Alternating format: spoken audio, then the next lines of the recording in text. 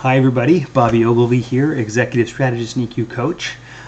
So this is going to be a brief 15-minute presentation to summarize a bunch of things that we know about EQ, and really this is a presentation I did in the last few weeks as part of a micro-organizational behavior class. So I covered a bunch of other things and I wanted to boil this down because I think it actually brings together a lot of great stuff that, first of all, in general, it's good to know about emotional intelligence, but second of all, it really gives you a sense of where the industry and the research is at. And if I can say so, as you'll find out, it's actually in some sense a really kind of polarizing topic because it is so practitioner-wise useful and yet so contentious for different research reasons. So we'll dig into that in a second. But the point of this is just to give you guys a decent background on what emotional intelligence is, some of the different models to assess it, and kind of where hopefully I think things are going in the future if things go well. But anyway, let's just dive into it. Okay, so I'm going to go into slideshow mode so you can see a bit more on my screen here. Sorry, I guess the other part of this gets into meta models of management, which is actually a question of why do we want meta skills like EQ and things like that. And the short answer I'll tell you right now is because they generalize and hit a bunch of places. So as we're dealing with ever more complex problems, complex systems, complex work, we need not technical skills, which fade really quick and don't generalize, but we need these ones that generalize and hit across all kinds of places, which is why we're interested in EQ and all sorts of strategy and leadership skills that will hit all kinds of places. Okay, let's dig in. Bam. So there are a ton of EQ models. Really the past 25 years, since about the mid-90s onwards, there's been all kinds of these. Sorry that part of it is cut off by my head there. There's actually been talk for this before where they would use terms like social intelligence or social and emotional intelligence, and it really comes out of the education field, the education literature. But really since the mid-90s that we've been conceiving this in this kind of psychometric sense. And as you might guess, there's been some publicly researched kind of open tools, but most of them are actually proprietary, right? These are industrial tools, which makes sense because, consulting and training are a huge industry. So there is an impetus to not just find better tools, but maybe even at its worst, a product to sell, right? But what do most EQ models contain? Well, there's no set consensus of what an EQ model must contain, but the common ones you're going to see are something that deals with self-awareness or like emotional awareness, emotional recognition. There's normally one about sensing what other people are feeling and empathy, however you want to call that. You get into aspects of your own stress management or self-regulation often, or sometimes you could spit it in another sense of like motivation. There's often ones about how well you're dealing with and influencing others, or are able to self-regulate in relation to your kind of the social role, the social management you're playing. And some will even have other factors. Some are dealing with more kind of cognitive and cerebral factors about how you're thinking through decisions, and some are finding other ways to kind of slice and dice these factors, right? And again, some will have particular facets that break these down, and so they might have fewer domains but a lot of facets to break them down, or the opposite, right? They might have a lot of domains but they might not break them down at all. So there is no set consistent pattern here, right? So one good thing is we've known since about the mid-90s that EQ is a good predictor, the mid-2000s, let's see, 2005 onwards, that EQ is a good predictor of job performance and a bunch of other things, right? And we'd been suspecting that, but it's great to know that. That's one of the reasons it's actually become so polarizing, is because we don't always know what's contained within it. So we're going to get into that in just a second here. But part of that was also that we realized we could use these short form versions of these EQ questionnaires, and that's actually very typical in different psychology assessments. That you have a full form of an assessment that's 100, 120, 150 questions. You do a bunch of factor analysis, and you realize you can boil it down to a fifth, a tenth the size. That's super efficient, right? And geez, as opposed to throwing 150 questions at someone, if I can throw 30 questions at someone, fantastic, right? And again, it's the same issue of that. As long as I really don't care what the contents are, but I know it's a predictably useful thing, that doesn't matter, right? And you can imagine practitioners versus researchers would answer that very differently. But here would be, let's say, two of the more common short form ones you might encounter right now. The one on the kind of upper right, the purplish one, is the short form version of the TEIQ, and that comes out of the UK with, I think the guy's last name is Petrides. And there's a full form version of that with the 150 questions. And then there's even one in the past 2 years, from 2018 onwards, from Picard and a bunch of others, that is this Rotterdam Emotional Intelligence Scale, the REES, and that just uses 4 domains and again 28 questions, and that's freely published, right? That seems to happen about every 10 years or so. Is that another version of an open source short form one will be put out there? So when this was first happening in the 90s, and there was the Machette and other kind of premium paid models, the one that you would often then see in the literature was called the Surette, because that was the one you could freely use and access. But now we have better EQ ones, but it's still basically the same thing. If you can use a decently working 30 item questionnaire, why wouldn't you, right? But back to this question, wait a minute, it's super predictive, but what the hell is in it, right? What the hell is EQ composed of? There's a ton of actually amazing research from Joseph and Newman starting in 2010, and there's some even better stuff, in my opinion, from 2015 onward, but great stuff about EQ. And so what are... I'll actually jump to the 2015 research first. What is EQ? So remember, actually, what I said is from the mid-2000s onwards, the better predictor of EQ is mixed methods EQ. Okay, so what does that mean? In the different models, even in terms of how they're thinking about EQ, forget even the domains. Is it a trait-like thing, which is very fixed, like intelligence? Is it ability-like, which is basically rehashing the same thing? Is it competency-like, which again, are we trying to objectively measure this?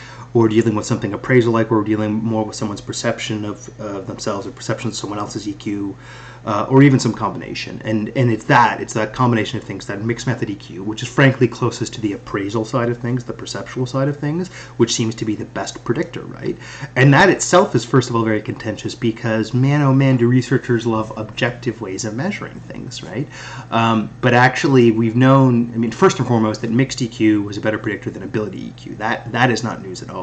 But then overall, what is mixed EQ composed of? I know you guys can't see this. I'll actually just pull out of this for a second so maybe you can see that a bit better.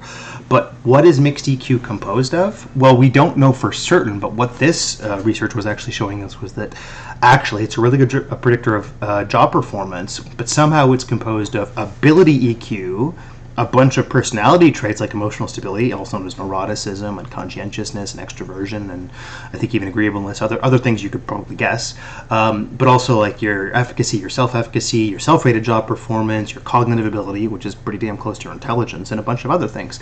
So what this actually modeled, just so it's clear on the numbers here, that is not how much mixed EQ predicts job performance. That is bit by bit, once we pull out these individual factors, how much is left of mixed EQ. And basically, bit by bit, as we pull these factors out, the predictive strength disappears to nothing. So somehow mixed EQ is tapping into all of these things heuristically at once, which almost any practitioner would say, that's a fantastic tool. In 30 questions, you can somehow hit someone's extroversion and conscientiousness and intelligence and all these other amazing things. That's amazing, right? I love it, right?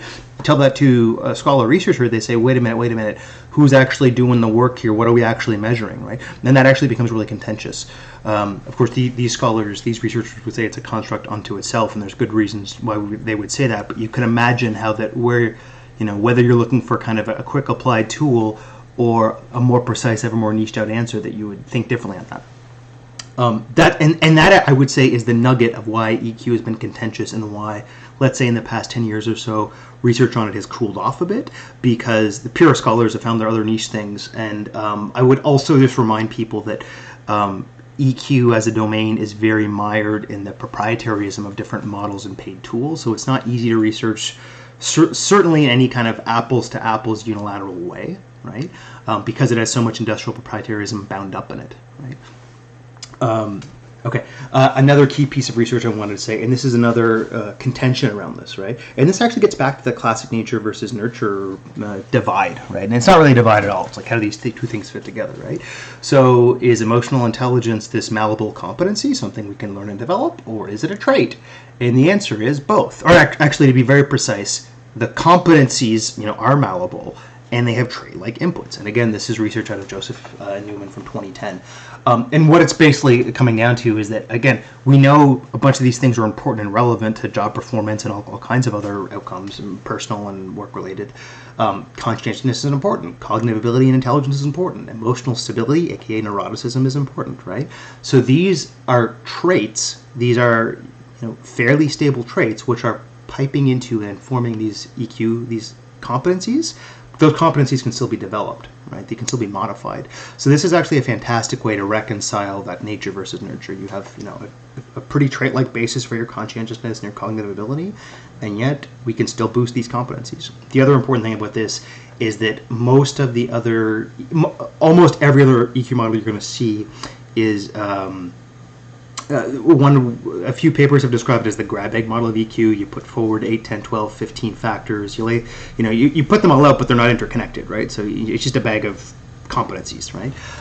This was also important to start to show, this predicts and is mediated by this, predicts is mediated by that and that. And that, might sound new and amazing, but it's not mind-blowing to say that you need to recognize and perceive emotions before you can start to understand and figure out what's going on and kind of consciously think about them, before you can start to regulate them, before that can affect your performance, right? So the fact that they're actually just dealing with that causal chain of how that works is important, but frankly, I'm surprised it took till 2010 to do that, right? This is important stuff that needs to happen. And anyway, just important stuff to realize the causal chain of how we work with emotions. And I guess, let me speak as an executive coach for a second. This is why things like self-awareness are really important, and that, we all want the final downstream outputs and performance boosts of this, but it starts at the opposite end. It starts with all of these self-awareness, these emotional cognitive skills, first of all, to be able to perceive something, and then how you work with it and what you're doing, and all these practical and stress management skills, and then ultimately how you're going to apply it, right? So, like, obvious point, you need to get that self-awareness up first before you're going to do the next step, right? Okay, I'm obviously taking a little bit too long to do this. Now let's dig into the meta skills end of things and why this is important. Okay, so there's a lot of kinds of complexity. What kinds of complexity are there? I'm just going to sneeze 1 second.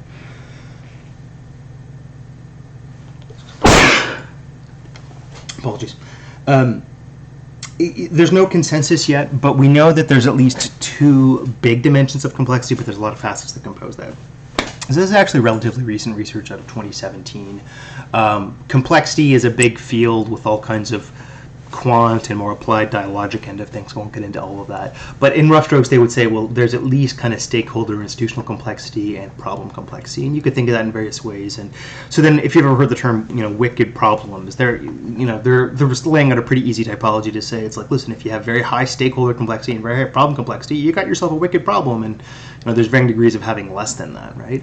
But even in this 2017 research, when they dig into the different facets that compose those 2 big dimensions of problem and stakeholder complexity, they get all these other facets here, right? There's the inherent nature of it, and which has to do a lot with trade-offs. How easy is it to understand the nature of the problem? How easy is it to conceive a possible solution? And lots of other pieces around this. This actually has to do with volatility and all kinds of things.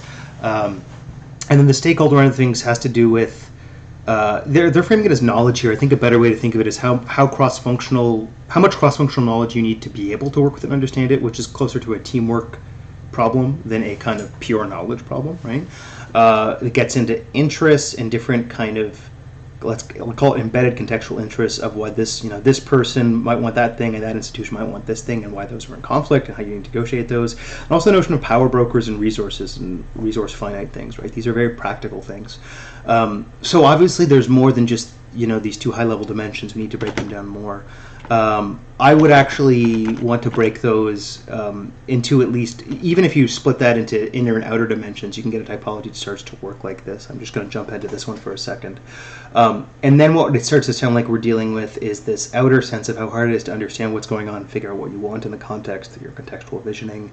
The mental model side of things is probably the most research end of things, but this is about 100 years of psych and other kinds of research behind it, but this is about how you're thinking about things, the orienting models you've come up with, and how you're updating or switching between them or discarding bad ones, and ultimately their anticipatory effectiveness and how much flexibility they're giving you. The point being that high problem complexity ones, you need a lot of good mental modeling to understand that. If you think a lot of complex data-oriented startups, they need to have excellent mental modeling, data modeling to come up with these nuanced, intricate solutions, right? the inner side of the stakeholder complexities about social, here we're using the term social dialoguing, but this is almost all of organizational development and dialogic OD, right? How you're working with others, finding common ground, all these communication empathy skills, all these self-regulation skills, which allows you to be open-minded and explore options. And then in the last domain, the internal side of dealing with resources, or at least ability to broker power and deal with efficient resources, is about trying to make scalable, efficient decisions over time, to find and marshal resources so you can be effective and all kinds of things. This is just, in some sense, my hot take of how to pull these together. And this is partly inspired by different management models and psych models that these are coming from. But frankly, it's a better reskin of, in the past year and a half, Dave Snowden, who's known for his complexity work, released this sense-making schools model. And so apart from his own fifth sense-making school, which as you could expect, breaks the typology, there's 4 other models that you mentioned, and they roughly then map onto these. So this is a good way to think about the different realms of complexity. Some work is going to be less complex than others, but much more importantly, it's the profile of how much complex mental modeling and data modeling is needed. How nuanced and crazy and chaotic is this context, and to figure out what we want in this context. What are the needs around complex collaboration, and how we have to get maybe very different groups of people to work together, and how do we make efficient resource use of all of this? I'm going to then quickly go back through a few different meta models of management. I'm not sure all of them would actually even call themselves meta models of management, but this is ultimately in service of trying to find, are there any models of management that are supposedly comprehensive, or maybe a better way to say it is, can understand enough of the needs in play and then kind of go to a contingency model where you're saying, if this is the context and conditions, here's what you might use. If that's the context and conditions, here's what you might use. And so ultimately, we need to have a bunch of domains in play, a bunch of dimensions in play to be able to do that with good sensitivity. Okay, so the first one I'll briefly talk about here is instrumental leadership. So this is really trying to expand on transformational leadership. Transformational leadership is one of the 7 classic ones from the 1970s, 80s onwards that has a ton of research behind it. It's probably the most evidence-based leadership style that we know of. Transformational leadership has 4 components behind it. 2 of them are charismatic related. The other 2 have to do with intellectual stimulation and individualized concern and effort, right? But this is all, again, it's the most evidence-based one. So what Anthonakis is trying to do is expand that with other pieces, and ultimately he arrives at the conclusion of there being 4 domains. He calls them environmental monitoring and strategy formulation and implementation. Those are the 2 strategy ones. And then outcome monitoring and path goal facilitation, which are the 2 OPSI ones. So, what, this is a decent hot take on this. He looks at the effectiveness of a bunch of different particular factors and functions. He arrives at this. It's not bad. I think it's overstated, and certainly because he only uses 2 survey items, 8 in total to measure all of these, I think that is really quantitatively weak, but at least he's got 4 dimensions. Complexity and network leadership are both basically dealing with the nuances of you have to deal with people and networks, you have less chance to use hard power, so you need to deal with things differently. Network leadership is just emphasizing that you need to use less hard power, more horizontal linkages, more boundary spanning to do things, which ultimately means you're pushing out distributed power to make decisions. The complexity side of leadership is really just dealing, that leaders need to be super adaptable and mentally creative and keep learning so that they can deal with these changing emergent situations. I don't think either of them is quite robust enough to call them a meta model. Again, we have this model we talked about here. It's important to say that this is actually coming out of sense-making work. So I guess the important side of all these is that when you're dealing with any big, complex, adaptive problem, you need to deal more with sense-making, because you can't just use some rote, best practice, right answer. You need to have some working model, which is allowing you to continue to make sense of and adapt to whatever the changing people and problem context is.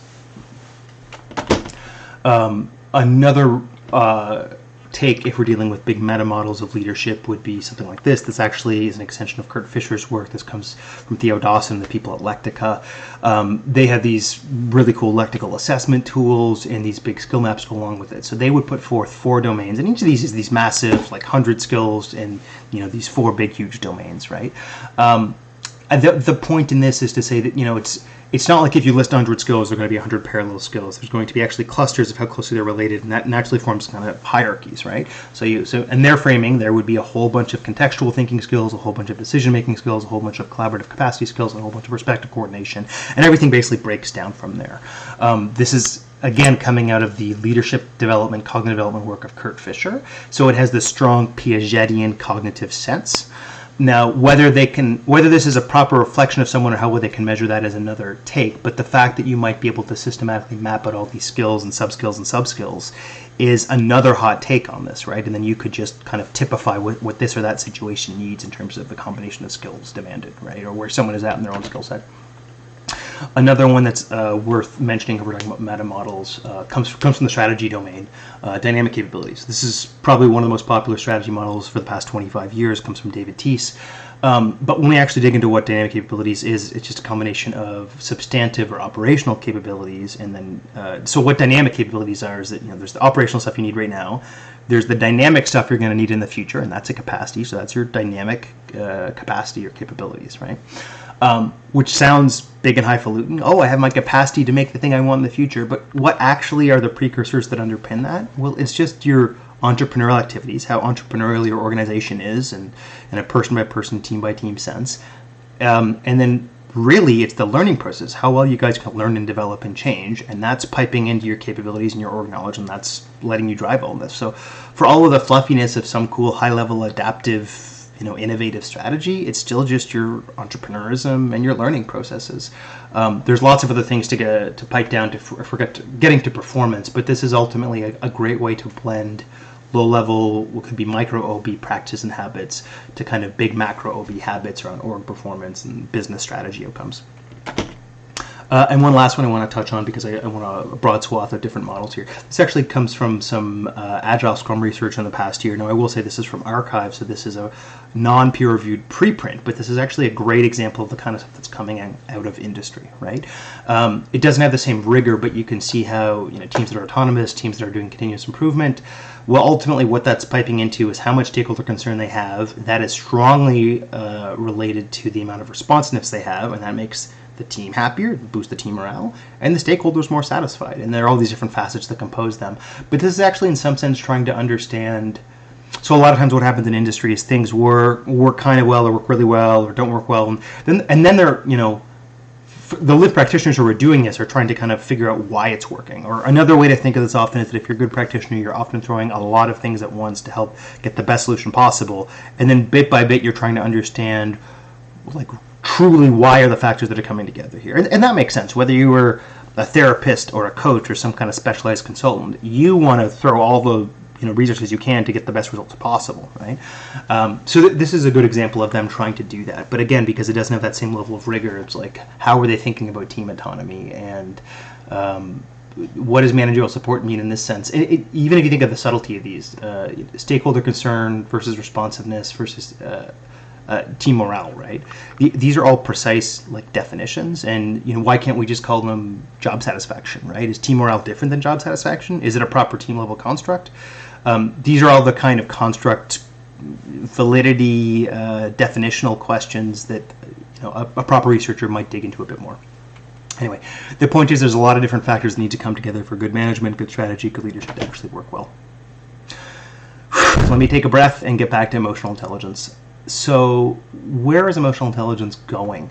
Some awesome research out of 2020 that is, so one of the faults of emotional intelligence, I'm going to jump ahead to this model. If we look at different motivation models over the past really 50 years, several decades, right? What this one's actually trying to pipe out is that how we've naturally expanded from these what they call them here content-based approaches, but really this is traits, personal competencies, individual factors, and naturally expanded into more context factors, more process factors, and how particularly the more recent history has been about resources and context and emphasizing that, which is to say we overemphasized traits and competencies in the past, and now we're getting rightly more into context and resources. And that's really how the sausage gets made. It's not just someone in some trait and they're always going to act this and never going to do that. It's what are the contextual forces and cues and supports or lack thereof going on, and what process are they trying to use, how much resource affordances do they have or not have, and all sorts of other stuff that relates to how they're actually going to operate in the moment or not, right? So this is a great emotional intelligence model that's trying to pull that together. Really what it's trying to get into is how these individual factors are piping into emotional processing. Again, there's different categories for here's the context factors, here's the actual things going on in the situation and how they're causing cues. Ultimately, this becomes a kind of performance which is relating to the short-term proximal consequences or proximal outcomes and the distal outcomes. What's even then more interesting is these models, then these distal outcomes become antecedent inputs then in the future, right? So these models are becoming not just more robust with more factors, but more circular, in that we're realizing kind of how well something is happening over time, or how kind of a context is evolving in a certain direction over time. Then it itself becomes an input, right? This is really important for us to understand. I just want to throw this out there as well. This is a recent 2021 Leader Emergence review. And you just see how many factors are going on here. And not that we're going to deeply dig into this, but you see, first of all, these are all these contextual factors. There's all these things in terms of the individual qualities of leader and how they're showing up in a team and how they're perceived by others. Again, that appraisal side is really important. And then these formal and informal processes around like claiming and granting power, and then we get into different individual and team level outcomes, and that's all piping back into all of this, right? This is a massive, excellent review, but this shows you just how many factors are in play. So trying to boil something down to 8 factors, particularly 8 individual factors, and saying that that is a robust reflection of how EQ processing happens in context is just silly and ridiculous. Okay, let me try to close it off right now. Where are we going in the future? Maybe I'll actually get back to this if we do this. Here are, I think, the 3 areas that we need to go with this stuff. And again, I'm going to escape just so you can read these a little bit better. We need to get better, first of all, at the structural gaps about what's predicting what, right? So I showed you guys that 2010 article that was saying, you need to be able to recognize emotions before you can understand them, before you can regulate them, etc. We need more stuff like that. And then ultimately this needs to happen not just at the domain level, but at the facet level. This might also help a bit more confirm and clarify a bit more solidly what domains there are, as opposed to just different models coming up with their own crazy domains. And again, this is underscoring the trait inputs. Where I actually think this is going is that if you look at the big 5 personality traits, as much as there's domain level construct validity, there's also really good aspect level, and this is basically if you split them all into about 2 halves for each of them, so which would mean there'd be 10 aspects, right? Where I think this is going is that if you had those 10 aspects plus the facets of normal intelligence, normal IQ, which I think the better ways to kind of pipe this would be verbal, and you'll see this in the last one. Verbal, spatial, logical, and memory are a common way of doing it. And those would all be basically probably enough of the trait inputs to get where we're going. And then we just need to see how they're piping into how we're conceiving these domains of EQ. That is a longer question about how we're parsing all of that out. But we need to make sure we're hitting a pretty comprehensive cross-section of the traits in play. And clearly kind of decide what these domains are so we can get into what predicts what predicts what. There we go. We need to expand the social contextual side of all this. We need better models that are actually taking into account, again, this is a snapshot of the one you guys just saw here, contextual factors, what's going on in the situation, what's going on in terms of the kind of the moment-by-moment processing, and what are these outcomes, how do these outcomes pipe back into the system, and to kind of show how a system, how a team, how a work context is evolving over time, changing over time, how resources are being consumed or refreshed, all kinds of things. Part of this too is I think we need better ways to account for, I guess the simplest way to describe it is cultural bias. This is actually a good time to just jump back to that previous one.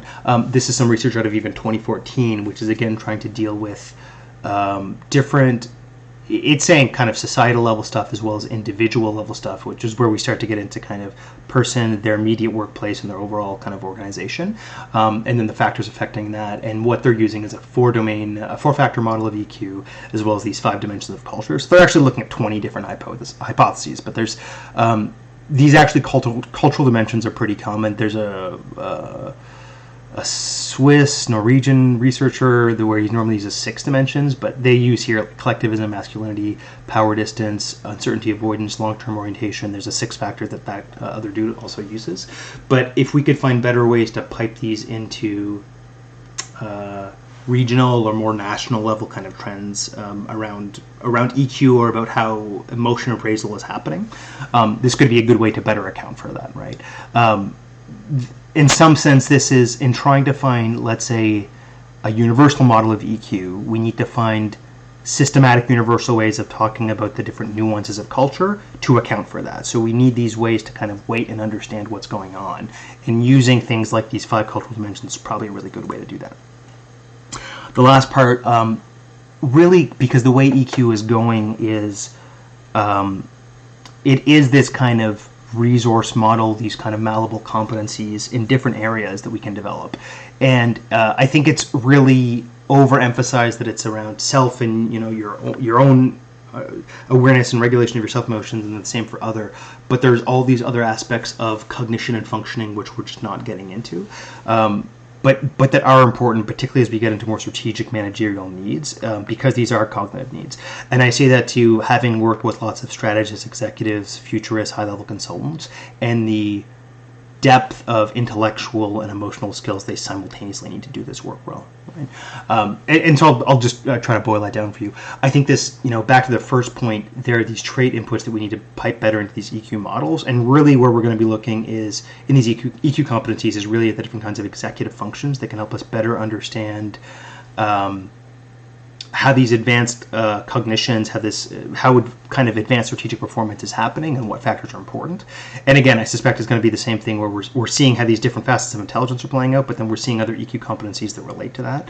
I suspect there's some research that also shows, again, differences between kind of intelligence and creativity and where they're important. And as you can imagine, in more innovative domains, yes, it's always great to be intelligent, but it's really that creativity side where you're valued for your fresh thinking and your quick problem solving and your novelty, that is really important, right? So in better capturing these in EQ models, we can get into what's going on there. Creativity is a huge domain unto itself, so I don't think we can easily parse this out. But I think that's where this is going. How is someone's systems thinking, divergent thinking, consequential thinking, convergent thinking, all sorts of different skills around that, so that we can better, I'm going to be blunt, assess the strategic potential of different people and ultimately develop that, because these are the best leadership and strategic development tools that we have. That's it. I think I went far too long. I hope you guys learned something and I didn't talk too fast. And that's it for now. Talk to you later.